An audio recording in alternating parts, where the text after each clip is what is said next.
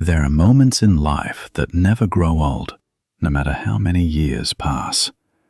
For me, it was 1950. I can still see it as if it happened yesterday. The smell of floor wax in the high school gym, the band setting up on stage, the nervous laughter of kids in pressed shirts and poodle skirts. And then, her. She was standing across the room, her hair pinned just so, the glow of the string lights catching the sparkle in her eyes. I didn't know her name yet, but in that instant, my world tilted. The chatter of my friends disappeared, the music faded, and all I could see were those eyes. That was the moment I first understood what people meant when they said falling in love. It wasn't dramatic, no orchestra swelling, no movie scene kiss. It was quieter, more fragile. My palms went sweaty, my throat tightened, and suddenly I was rehearsing in my head the simplest question. Would she dance with me? I was just a teenager, awkward and unsure. But that night, with one look, I felt like I had stumbled into something enormous, something that would stay with me for the rest of my life. My first love didn't start with words. It began with a glance across a crowded room, a glance that changed everything.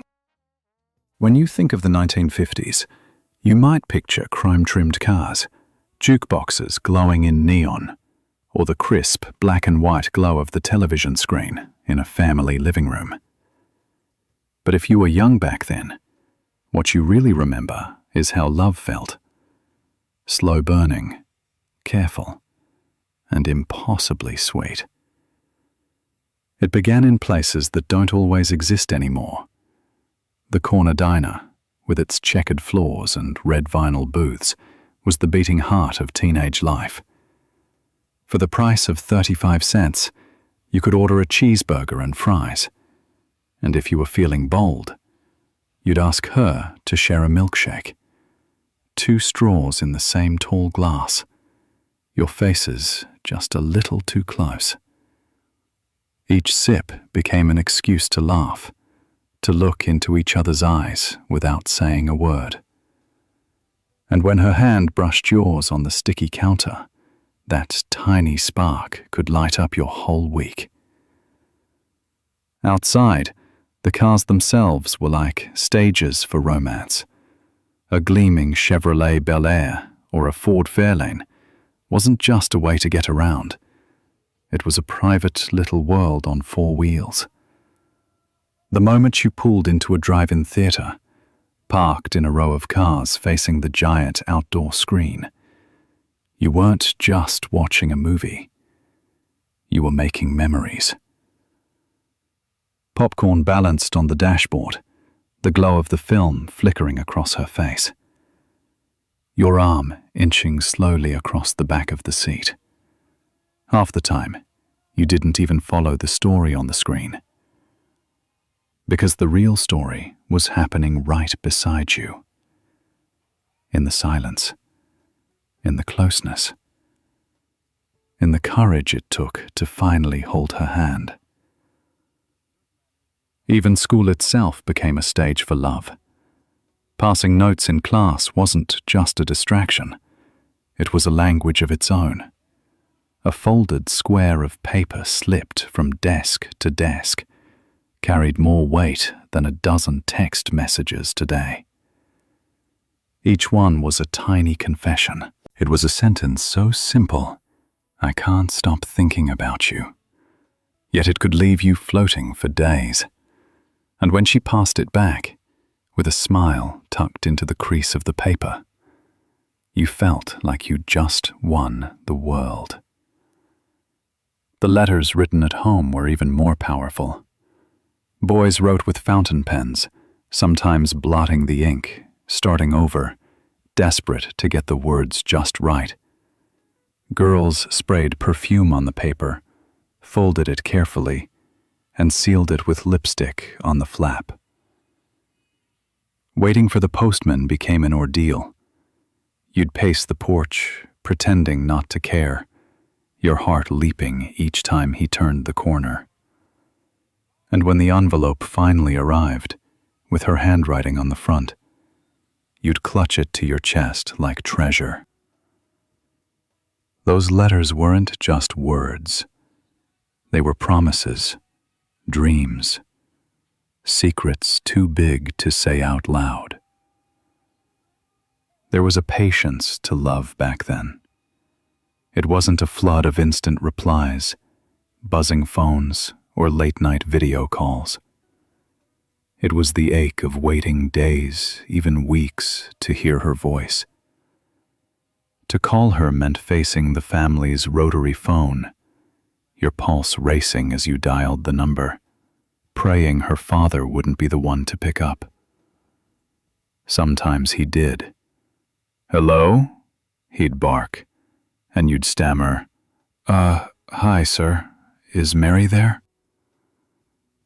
That gauntlet was terrifying, but it made hearing her voice on the other end all the sweeter. And when she whispered, "Hi," you felt as though every nerve in your body had just come alive. Love in the 1950s was also shaped by music. Elvis Presley's hips, Frank Sinatra's crooning, Patsy Cline's heartbreak ballads. They weren't just songs. They were soundtracks to your feelings. A dance at the school gym, streamers hanging from the basketball hoops, could sex your voice cracking. And when she said yes, you'd take her hand, careful not to step on her shoes, swaying clumsily but feeling like you'd just stepped into forever. Beyond the dates, the cars, and the dances, there was something deeper, the innocence of discovery. First love in the 50s wasn't rushed. It didn't demand answers or commitments overnight. It was built on glances, on stolen moments, on the simple thrill of being near someone who made the world brighter. Holding hands could be electric. A goodnight kiss on the porch, with the porch light flickering above you and her parents watching from the window, could leave you dizzy for days. And yet, what made it unforgettable was the sense that you were part of something bigger than yourself. The world outside was tense. There were whispers of the Cold War. The shadow of World War II still lingered, and the future felt uncertain. But when you were young and in love, all of that faded. The future didn't matter. The past didn't matter. Only that moment did. The warmth of her smile, the way her laugh made you feel safe, the knowledge that for the first time in your life, someone saw you not just as a student, not just as a neighbor, but as something special. That's what love in the 1950s really was. Not flashy, not hurried, not complicated. It was 1,000 little details. The creak of a diner stool, the crackle of a record player, the smell of leather seats in the car, the feel of her hand in yours, that added up to something enormous. It was a time when love was allowed to bloom slowly, when the smallest gestures meant the If the 1950s had a language of love, it was spoken not only in words, but in symbols. Little rituals, objects and moments that carried meanings far deeper than they seemed. To look back on first love in that era is to remember these symbols, touchstones of romance that still tug at the heart decades later. Perhaps the most iconic of them all was the drive-in theater. On weekends, rows of cars lined up under the open sky, headlights off, facing a giant, glowing screen. To outsiders, it was just a movie. But to those inside the cars, it was a sanctuary of possibility. The ticket stub cost less than $1, but what you really bought was privacy and courage. The flicker of the film cast shadows across her face, and suddenly, you weren't paying attention to the plot. You were studying the way her eyes lit up, the way she laughed at a silly line, the way her hand rested so close to yours on the seat. For some, the drive-in was where the first kiss happened. Nervous, hurried, yet unforgettable, sealed under a blanket of stars. Another symbol lived in the school gym, transformed for the big dance. By day, it was a place of basketballs bouncing and whistles blowing. But at night, when the streamers hung from the rafters and colored lights swirled across the polished floor, it became a world of magic. The band struck up Elvis or Buddy Holly, and teenagers crowded the floor in saddle shoes and pressed skirts. But the real memories were born when the music slowed, when the lights dimmed, when the chatter faded into a hush. Suddenly, it was just you and her, shuffling side by side, hearts racing in time with the beat. A slow dance in 1950 meant more than a dozen dates. It was public and pretend it was casual when the opening notes of Sinatra's Young at Heart filled the room. But everyone knew, especially her, that the choice wasn't random. Music became the secret code of young lovers, each song a message etched into memory. Years later, you could hear that same melody on the radio and be pulled right back to that booth, that laugh, that milkshake with 2 straws. Even the simplest tokens carried weight. A varsity jacket draped across her shoulders on a chilly night wasn't just a way to keep warm. It was a declaration, this is my girl. The leather smelled of fresh grass and sweat, the sleeves too long for her arms, but she wore it like a crown. Class rings, too, were slipped onto chains around delicate necks, worn proudly as proof of devotion. These symbols weren't expensive, but they were priceless in meaning. And then there were the letters. Paper and ink seem so ordinary, yet in the 50s, a letter from your first love was a lifeline. You folded it carefully, tucked it under your pillow, read it until the edges frayed. Some were sealed with lipstick, others spritzed with perfume, all of them carrying the weight of words that felt too fragile to say aloud. A simple, I miss you, scrawled in fountain pen, could echo louder than any grand speech. Even the stamps and postmarks became sacred, proof that someone far away had taken the time to think of you, to write, to wait just as you were waiting. Symbols also lived in rituals. Walking her home after the dance, you'd stop at the gate, the porch light spilling across the yard. You'd linger, shuffling your feet, trying to stretch the night a little longer. Maybe you dared to hold her hand. Maybe, if the stars aligned and courage overcame nerves, you leaned in for a kiss, a quick brush of lips, then laughter, then the rush of saying goodbye. That porch became a stage for one of life's simplest, sweetest dramas.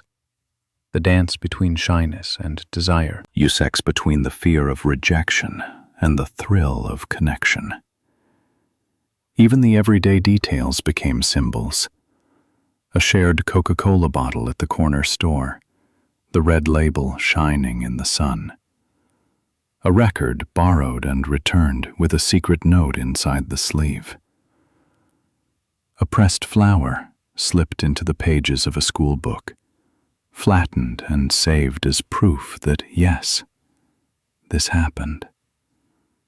This was real. These weren't grand gestures. They were small, ordinary things. But that's exactly what made them unforgettable. Because in the 1950s, first love was never about grandeur.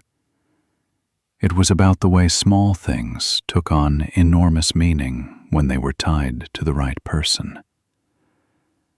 What made these symbols powerful was not the objects themselves, but the feelings they carried. A letter could be just paper. A jacket could be just fabric. A slow dance could be just 3 minutes of swaying. But in the eyes of a teenager in love, they were everything. They were evidence that you belonged to someone, that you mattered, that you were seen. And decades later, when you open a box in the attic and find an old note or a dried flower, the memories come flooding back, proving that those symbols never really lose their power. First love in the 50s was painted in these symbols, stitched together from milkshakes, dances, letters, jackets, and songs. They were the currency of a world where love was tender and patient, where every gesture carried weight, where romance lived in the details. To remember them now is to remember not just who you loved, but how love itself once felt. Innocent, trembling, and impossibly beautiful. When we think about love today, it often feels like everything moves in fast forward. Messages fly back and forth in seconds. Video calls bridge thousands of miles in an instant. And social media makes every relationship public before it even has a chance to breathe. The rhythm of romance has become quick, constant, and almost disposable. But in the 1950s, love moved differently. It moved slowly, with pauses and silences that were just as important as words. Back then, waiting was part of the experience. You might spend an entire week hoping for a single letter to arrive, and when it finally did, you held it as if it were gold. Today, a text that takes more than 5 minutes to answer can spark panic. But in the 50s, anticipation was the heartbeat of love. That waiting, that longing, stretched every moment into something precious. The way we spoke was different too. There were no endless emojis or abbreviations. Every word written on paper, every phrase whispered over a telephone line, carried more weight because it took courage to put it out there. Even calling the girl you liked meant facing the terrifying possibility that her father would pick up the phone first. That risk gave meaning to the simplest hello. Modern romance thrives on convenience. Instant replies, casual swipes, the rush of the next conversation. 50s romance thrived on patience, on knowing that sometimes you had to wait, sometimes you had to stumble, Sometimes you had to fight nerves just to walk across a dance floor. And because it was harder, because it was slower, every little victory felt monumental. That is why first love from the 1950s remains unforgettable. It was not just about who you loved, but how deeply you felt it. Precisely because first love is never really about the outcome. Some of those teenage romances from the 1950s ended in long marriages that lasted a lifetime. Others faded after a summer, a letter never answered, a goodbye spoken softly under a porch light. But whether it lasted or not, what stays alive is the feeling, that dizzying rush, that trembling certainty that you were experiencing something bigger than yourself. Ask anyone who grew up in that era, and they'll tell you, it wasn't just the person they remember. It was the way the world seemed to pause, the way a slow dance in the gym could feel like eternity, the way a drive-in movie became the backdrop for something far more important than the film itself, the way holding hands for the first time was enough to make you believe in magic. What made those first loves unforgettable was their purity. They weren't filtered through screens or measured in likes. They weren't rushed or drowned out by noise. They were quiet, fragile, and true. A love letter folded into a pocket, a varsity jacket draped over a shoulder, a record spinning on a jukebox. These were the treasures of a generation learning how to love. Even now, decades later, the memory of a first love in the 1950s can bring a smile, or even a tear. It reminds us of who we were before the world grew complicated, before responsibilities piled high, before life hurried us along. It reminds us of the innocence we once carried, and the courage it took to say, "Will you go steady with me?" So maybe your first love wasn't perfect. Maybe it didn't last. But that doesn't matter. What matters is that it taught you how to feel, how to dream, how to hope. And in that way, it never truly ended. Do you still remember your first love? The eyes that caught yours, the laughter that echoed, the letter you kept folded away. Perhaps it's time. Hashed meta, no matter how relentless, can never erase.